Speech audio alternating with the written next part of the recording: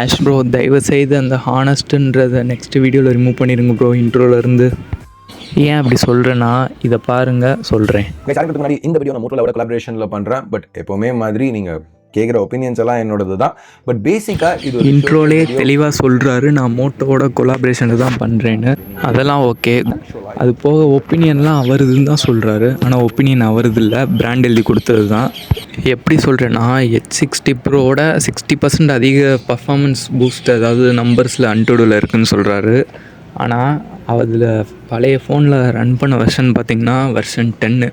ஆனால் H70 ப்ரோவில் run பண்ணது வந்து வெர்ஷன் 11.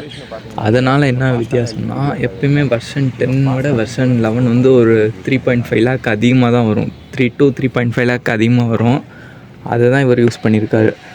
அதை நல்லா பாருங்கள். இதில் 14 லட்சம் இருக்குது, இதில் 21 லட்சம் இருக்குது, 60% சொல்கிறாரு. இப்போ நான் அன்டுடு 11 வெர்ஷன் H60 ப்ரோவில் ரன் பண்ண வீடியோ காட்டுறேன், அதை பாருங்கள். These are the temperature readings in the big as the benchmark scores. So அதே ஃபோனில் அதாவது H60 ப்ரோ பழைய ஃபோன் வெர்ஷன் 11 ரன் பண்ணால் 17.5 லட்சம் வருது. ஸோ இப்போ உங்களுக்கு ஸ்கோர் பார்த்திங்கன்னா உங்களுக்கு பெரிய டிஃப்ரெண்ட்டாக தெரியாது. அந்த வெர்ஷன் 10 பார்க்குறதுனால உங்களுக்கு பெரிய டிஃப்ரெண்ட்டாக தெரியும்.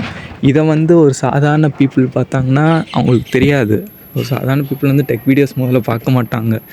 கொஞ்சம் டெக்கை பற்றி தெரிஞ்சவங்க டெக் வீடியோஸ் பார்ப்பாங்க. அவங்களுமே இதை நோட் பண்ணாருன்னா அப்படியே கண்டினியூ பண்ணி போயிருப்பாங்க.